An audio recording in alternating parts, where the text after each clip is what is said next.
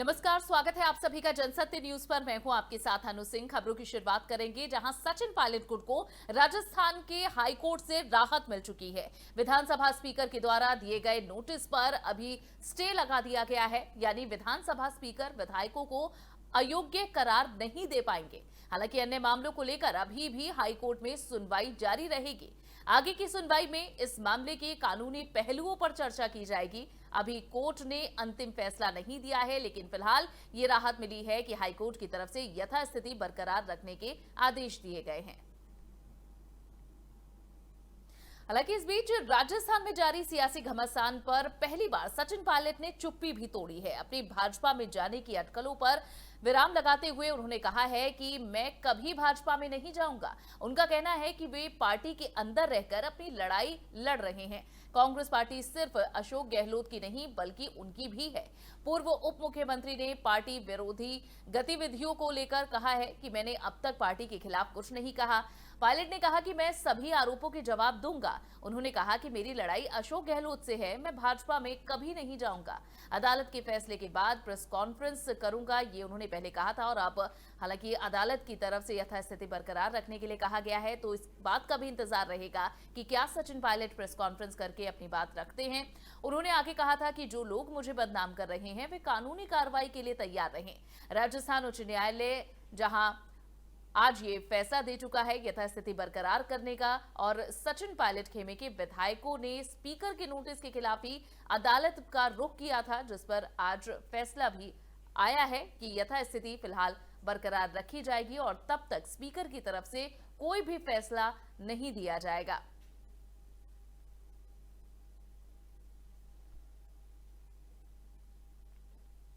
बढ़ेंगे आगे। भारतीय जनता पार्टी के वरिष्ठ नेता मुरली मनोहर जोशी ने बाबरी विध्वंस ढांचे में जहां सभी आरोपों से इनकार किया है। उन्होंने सीबीआई की विशेष अदालत में ऑनलाइन कार्रवाई के दौरान कहा है कि इस केस में पूरी तरह से वे निर्दोष हैं। उन्होंने कहा कि उन्हें राजनीतिक दुर्भावना से फंसाया गया है।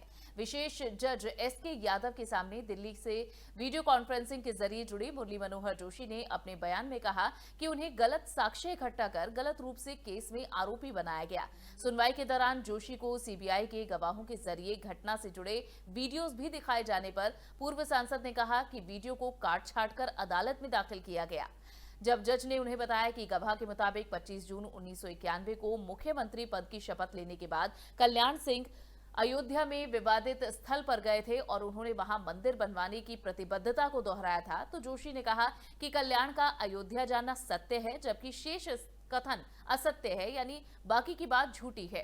कोर्ट ने जोशी से ऑनलाइन जहां तकरीबन 1050 सवाल पूछे, उन्होंने हर सवाल का इनकार में जवाब दिया और जोशी ने इनके बयान के बाद अदालत ने अब अपने कार्यालय से कहा है कि वे बयान की प्रति दिल्ली से सीबीआई दफ्तर भी भेजे। जज ने 26 जून 1991 को राम जन्मभूमि परिसर की वे तस्वीरें भी दिखाई, जिसमें जोशी उत्तर प्रदेश के तत्कालीन मुख्यमंत्री कल्याण सिंह और अन्य नेताओं के साथ नजर आ रहे हैं।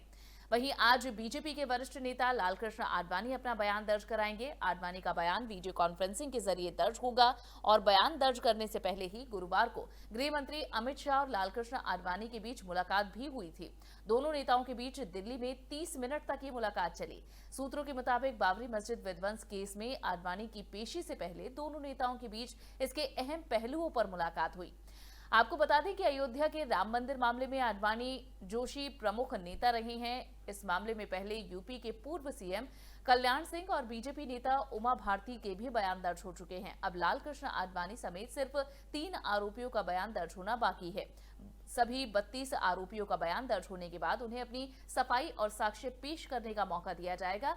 सीबीआई की विशेष अदालत को इस मामले में 31 अगस्त तक निस्तारित इसे करना है और बीते 8 मई को ही सुप्रीम कोर्ट ने सीबीआई की विशेष अदालत को ये आदेश दिए थे। और अब बात कोरोना की, जहां कोरोना के बढ़ते केसेस देखकर एक तरफ जहां राज्य में लॉकडाउन किए जा रहे हैं, तो वहीं केंद्र सरकार अब और ढील देने के मूड में है। 31 जुलाई के बाद और अनलॉक करने की चर्चा हो रही है। केंद्र सरकार अनलॉकिंग के लिए स्टैंडर्ड ऑपरेटिंग प्रोसीजर भी तैयार कर रही है, मगर ये फैसला राज्यों पर ही छोड़ा जाएगा कि वे डे टू डे एक्टिविटीज पर कितनी रोक लगाना चाहते हैं। केंद्र सरकार 31 जुलाई के बाद कई छूट देने को तैयार है। मसलन international flights, gym, cinema hall को फिर से शुरू करने की परमिशन मिल सकती है। ये सब 25 मार्च को लॉकडाउन के बाद से ही बंद चल रहे हैं।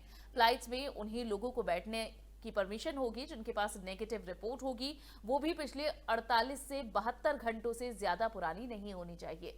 अगर पैसेंजर में कोविड-19 के लक्षण दिखे तो उसे बैठने नहीं दिया जाएगा। अराइवल पर सबको अपने खर्चे पर टेस्ट कराना होगा। केंद्र सरकार ने अराइवल पर पैसेंजर्स को होम क्वारंटीन में रहने का प्लान नहीं बनाया है। सिनेमा हॉल्स भी खुल सकते हैं, हालांकि फिलहाल सिर्फ 15 से 50 साल उम्र के दर्शकों को ही थिएटर में एंट्री दी जाएगी।